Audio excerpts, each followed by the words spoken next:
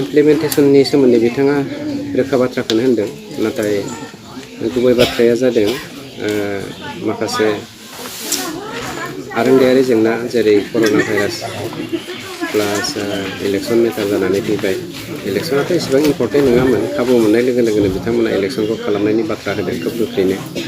खिन्थु नैबे कर'ना भाइरासनि थाखाय लकडाउन जानानै थानानै माखासे खामानिखौ बिथांमोना आवगायलांनो हायाखै होननानै बुंदों। खिन्थु बावैसोनो बे खामानिखौ जागायजेनसिगोन होननानै बिथाङा जोंनो बाथ्रा होदों। जेरै गोबां मानसिया रन्जन दैमारि सार आरो जोंनि माखासे अनजालु दावहारि दैदेनगिरिफोरनि बाथ्राखौ लानानै गोबां बाथ्रा पलिटिकेल मटिभेसनजों सावरायबाय थानायखौ आं ससियेल मिडियानि गेजेरजों मोन्दों आरो बिथांमोना स्पेसियेलि पलिटिकेल बेस खालामनानै बेखौ सावरायदों। खोब दुखुनांथाव बाथ्रा। जोंनि साननाया ओरैबायदिसो जानांगौमोन, बिथांमोनखौ जों माबोरै बख'गोन? बिथांमोननि सोरबाया फासि होजाहां सोरबाया जिउ जोबजासे जेल सोजाहां अबस्थायाव दङ। खिन्थु जोङो माबोरै इमप्लिमेन्टेसनजों लोगोसे बै हायेनास केस थानाय नन हायेनास केसफोरखौ उथायनायनि गेजेरजों जोङो माबोरै सेटेल खालामनो हागोन बा जोङो फोजोबलांनो हागोन, बेसो जोंनि थांखिमोन। गुबैयै गभर्नमेन्ट अफ आसामा एसुरेन्स होदों जोंनो, जेरैखि जायाबाबो NDB-नि थांनाय 34 बोसोर सोमावसारनायनि गेजेरजों 20 जानुवारियावहाय जाना थांनाय जा एकर्डनि दफाफोर बेफोरखौ मावफुंनायजों लोगोसे जा केसफोर दङ, केसफोरखौ स्पेसियेलि हायेनास केस, नन हायेनास केसखौथ' खेबसेनो उथायनायनि बाथ्रा बुंदों।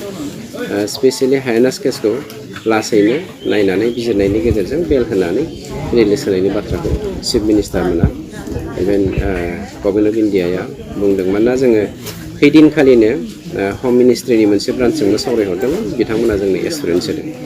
जेखियानो जायाथों नन हायेनास आरो हायेनास, बे नन हायेनासनि बेलायाव आं दिनै BPF-नि राजखान्थि हान्जाजों जयेन जाहैनाय जोंनि धीरेन बिथां आरो सावरायग्रा बिथांनि माखासे पलिटिकेलि गर गेलेनाय बाथ्राखौ आं सोमोनांदों।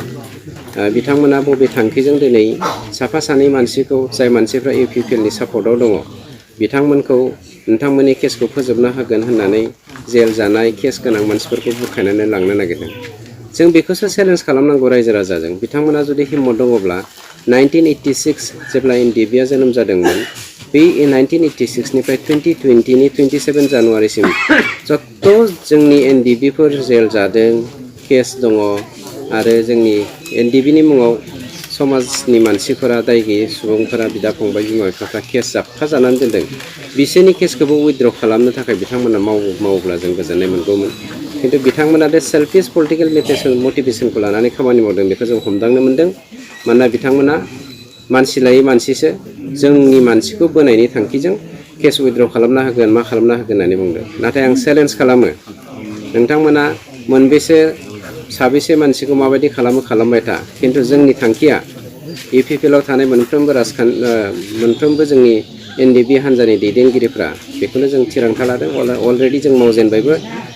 अल अभार आसाम इनक्लुडिं अरुणाचल, नागालेण्ड, मेघालय, माने नेबरिं स्टेट्स प्लास जोंनि माखासे गुबुन मेनलेण्ड इन्डियायाव NDB-नि केसफोर दङ। बे केसफोरखौ जोङो कालेक्सन खालामगासिनो दङ आरो मस्ट प्रबेबलि बे केसफोरा आंनि दिनैनिसिम फकास जाफैनाय बायदियै चिरां आरो क'क्राझारावनो 4000निख्रुइ बांसिन केस दङ। बेखौ अलरेडि जोङो मोनखाबाय। नांगौ जायोबा जोङो केस नाम्बारफोरखौ होनो हागौ। खिन्थु धीरेन आरो सावरायग्राया जे बे केसखौ लानानै मानसिनि गेजेराव पलिटिक्स गेलेदों, बे दुखुनांथाव बाथ्रा। नोंथांमोना जेब्ला हाग्रानिफ्राय फैदोंमोन, नोंथांमोना खौसे जानानै खामानि मावनायनि बाथ्रा सावरायबाय थादोंमोन बा बुंदोंमोन। दा बिनि गेजेराव दिनै मानो खौसे जानो हायाखै बर' फिसाफ्रा? बेखौथ' आङो होनो सेल्फिशनेस। गोबां लिडारा सेल्फिश।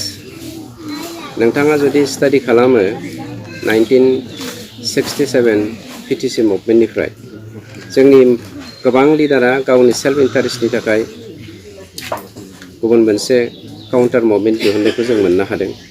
आरो दिनै नोंथांमोना नुखादों, हाग्रानिफ्राय फैनाय लोगो लोगोनो सोर गावस्रानानै राजखान्थिक सार्थ, गावनि बेक्तिगत सार्थनि थाखाय थांदों, बेखौथ' आं बुंनांगौनि गोनांथि गैया होनना मिथियो। मानोना रायजो राजाया मिथियो।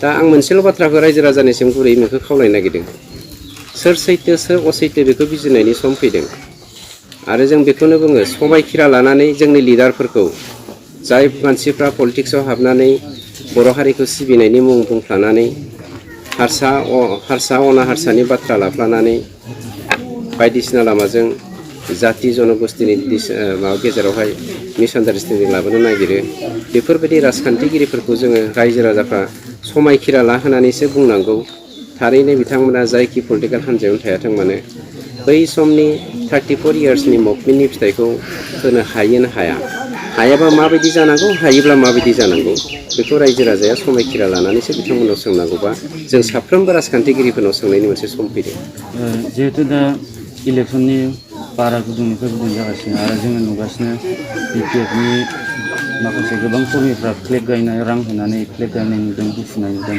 बेनि सायाव नोंथाङा मा बुंनो सानो जुदि नोंथाङा रिनाइसेन्स एन्ड रिफर्मेसन पिरियडखौ नायहरो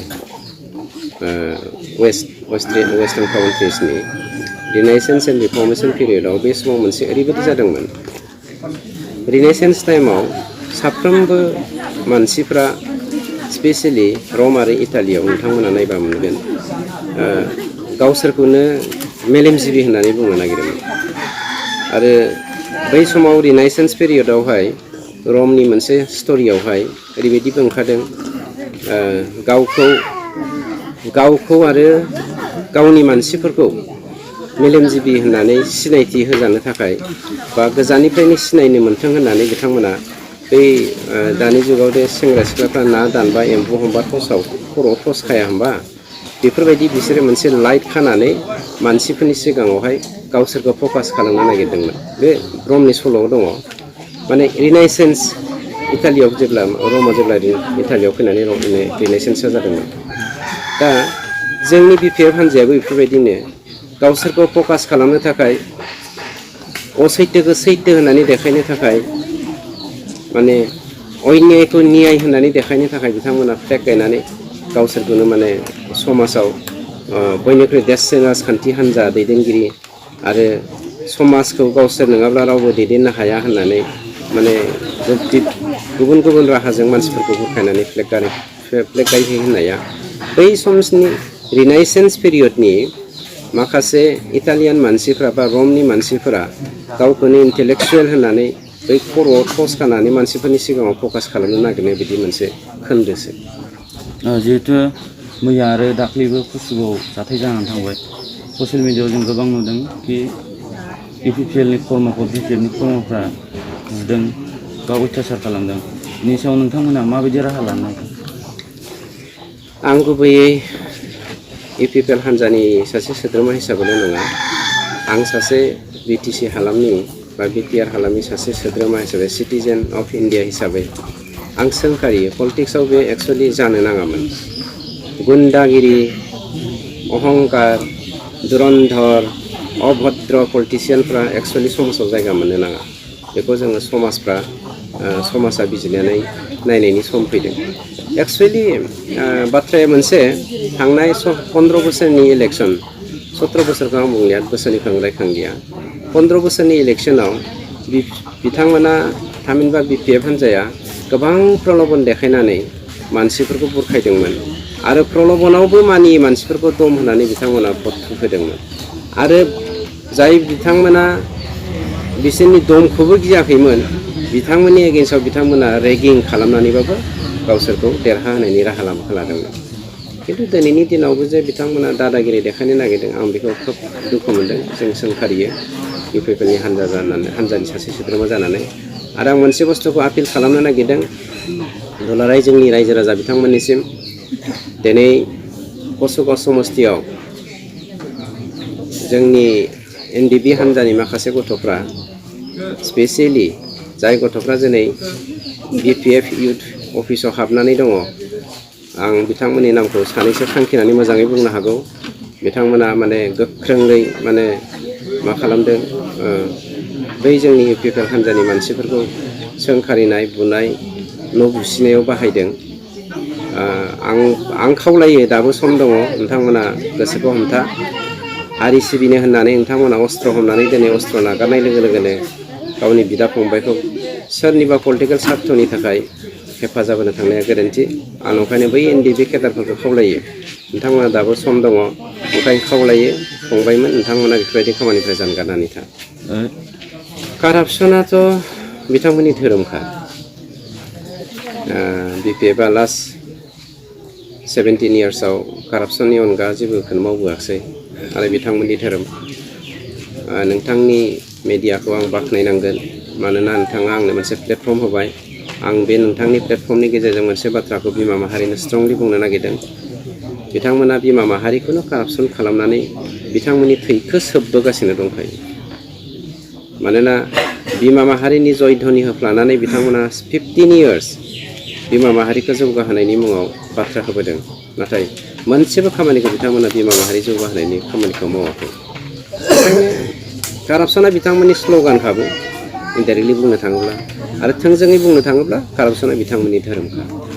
जोंनि गेजेराव मोनसे सोंथि दङ, इउपिपिएलआनो एबसुएसन इउपिपिएल, दा बेयाव नोंथाङा मा बुङो?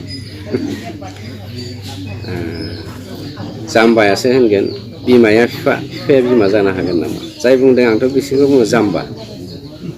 गोबां मानसिया बुङो माने बे इउपिपिएलआ एबसुएसन इउपिपिएल होननानै। बिथांमोना सोंनानै नायदो बिमाया सोर बिफाया सोर, बिथांमोनावनो सोंब्ला मोजां जागोन। जोङो बिटिआरनि गुबै महरखौ माब्लासिम जोङो नुनायनि सिमां नुनो हायो? राइट आफ्टार दा फर्मेसन अफ दा गभर्नमेन्ट। आंथ' सानो रां दंबानो पावारफुल होननानै सोरबा बुंनाय बायदि आं बुजिया। मानोना राङा दिनै दं गाबोन गैया ओंखाम फाला बायदि। बे कारापसन खालामनानै रांनि बिगोमा जानो हादों। सोरबाया मैदेर आरो मोस्रोमनि दावहा होननानैबो रुजुनो नागिरदों। मोनसे खोन्थाखौ जों बयबो मिथिगौ, रायजोआनो राजा, रायजोआ जायजों दं बे जेब्लायबो देरहाखागोन। थांनाय बारावबो जोंजोंनो दंखायोमोन, नाथाय दुखुनांथावै आं नोंथांखौ बुंखायो कारापसननि गेजेरजों गोबां मावथावै खामानिखौ मावफुंनो हायो, जायनि जाहोनाव बिथांमोना देग्लायबो मोनसे प्रसेसटाल मोनसे राहा लामा लानो नागिरदों। बिसोरो जेनखाबाय, खाम्फायाथ' जेननानै माबे अबस्थायाव थांगोन बे गावनि खोन्थासै। बिथाङा गावनि खाफालखौ गावनो दाना लाखाबाय। अब्लाबो जों बुंनो नागिरा हाग्रामा सावरायग्रा बायदि 110% पृथिबियाव ओंखारै पार्सेन्टखौ आं बुंनो नागिरा। खिन्थु दिनै जोङो 90-10 जानानै दङ। बिथाङा 10 मोनगोन, 10% मोनगोन, आं 90 मोनगोन, बे 100% सियर। आरो मोनसे खोन्थाखौ जों नोंथांनि प्लेटफर्मनि गेजेरजों बा मिडियानि गेजेरजों मोनसे बाथ्राखौ बुंगोन, जेराव जों गासिबो देरहाखाबाय, सरकारा जों दाखासिगोन। सरकार दानायनि साम फिउ मिनिट्स जोङो नोंथांमोननि गेजेराव इमप्लिमेन्टेसनखौ जागायजेनगोन आरो बिनिफ्रायनो बिटिआरआ जोनोम जागोन। नोंथांना इउपिपिएल जोनोम जानानै बिसायख'थिखौ माब्ला जाजानो? आंथ' नै 1 मिनिटनि उनावनो बिसायख'थि जाबाबो थियारि दङ। जिहेथु दा कर'ना भाइरासनि अनजिमा बांगासिनो। बेथ' मानसिनि जिउनि खोन्था दङ। मानसिनि जिउनि खोन्था दं हिसाबै अल अभार वर्ल्ड माखासे सिस्टेमखौ चेन्ज खालामनायखौ जों नुबोबायदों, इमप्रुभबो जाबोबाय।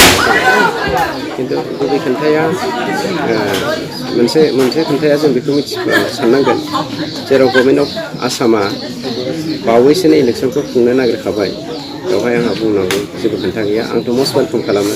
खिन्थु दिनै जा कभिड-19नि जेंनानि थाखाय इलेक्सना फासायलांदों, मानोना इलेक्सननिख्रुइ मानसिनि जिउआ देरसिन आरो बेसेन गोसासिन, नंखायनो फासायनायखौ जों बयबो वेलकाम बानायखादों आरो लुबैखादों। खिन्थु दिनैनि दिनाव दानो इलेक्सन जानो होनब्लाबो आं थियारिखासै। नोंथांमोननि इउपिपिएलआ पावाराव फैयोब्ला फार्स्ट एन्ड फरमस्ट खामानिया मा जागोन? बिमा माहारिखौ माइनाव बिमा दाफुंनाय, जोंनि लाइमोन जोहोलाव जोहोलावजोखौ थांना थानायनि राहा लामा होनाय, इडुकेसनखौ बेस खालामनानै जोङो माखासे जौगाथायनि खामानि मावनो गोनां दङ। 4 नम्बराव जों मोनसे बाथ्राखौ आं नोंथांनि मिडियानि गेजेरजों स्पष्ट बुंनो नागिरो, जोङो सरकार दाजेननायनिफ्राय फोरोंगिरिखौ गोजौ मानदान्दानि खालामनो नाजागोन। मानोना फोरोंगिरिया समाजनि बयनिख्रुइ जौसिन थाखोनि बिमा बिफानि उनावनो फोरोंगिरिनि बिथाखो फोरोंगिरिनि मोनसे खोन्दो मावनांगौ हाबा। नंखायनो जोङो फोरोंगिरिनि मानदान्दाखौ जेब्लायबो गोजौआव लांनो थाखाय माखासे राहा लामा लागोन जेन फोरोंगिरि बिथांमोनाबो गावबा गाव डिउटिखौ मोजां मावलांगोन मानोना साफ्रोमबो फोरोंगिरियानो कनसियासखा जायनि जाहोनाव जोंनि बर' माहारिनि ससिय' इक'नमिक डेभेलपमेन्ट जोंनि पलिटिकेल कनसियासनेसा फोरोंगिरिफोरा बेफोरबायदि अबस्थायाव जोंखौ दैदेनबोनायखायनो जोङो बिराद कनसियास जानो हादों बा जौगानो हादों ओंखायनो जों फोरोंगिरिखौ बाख्नायो नाथाय जोंहा माखासे मावबावनांगौ दङ फोरोंगिरिफोरनि गेजेरावबो सोलोंबावनांगौ दङ बे जोंनि 4 नाम्बार खामानि मावनो गोनां जादों 5 नाम्बाराव एग्रिकालसार माने ग्रेजुवेटि गासैबो बुस्थुआ सेम सिस्टेम सोमोन्दो दङ खिन्थु एग्रिकालसारखौ जौगाहोनायाबो जोंनि दायित्व मानोना एग्रिकालसारेलि जोङो जुदि जेरावहाय जोंनि बर' माहारिजों लोगोसे गुबुन गुबुन जाथि जन'गोष्ठीनि थांना थानायनि राहा लामायानो आबाद ओंखायनो आबादा जोंनि सिनस्रि हिसाबै जोङो एग्रिकालसारखौ 5 नाम्बाराव दोनदोंब्लाबो आंनि बेक्तिगत मतखौसो आं होनदों 5 नाम्बाराव दोनदोंब्लाबो जोङो बेखौ ग्रेजुवेटि पेरेलेलि जों बेखौ लांखागोन नोंथांखौ मोजां सम होनायनि थाखाय धन्यबाद जासिबाय आरो उनाव जों लोगो मोनगोनखौ आसा खालामबाय गोजोन्थों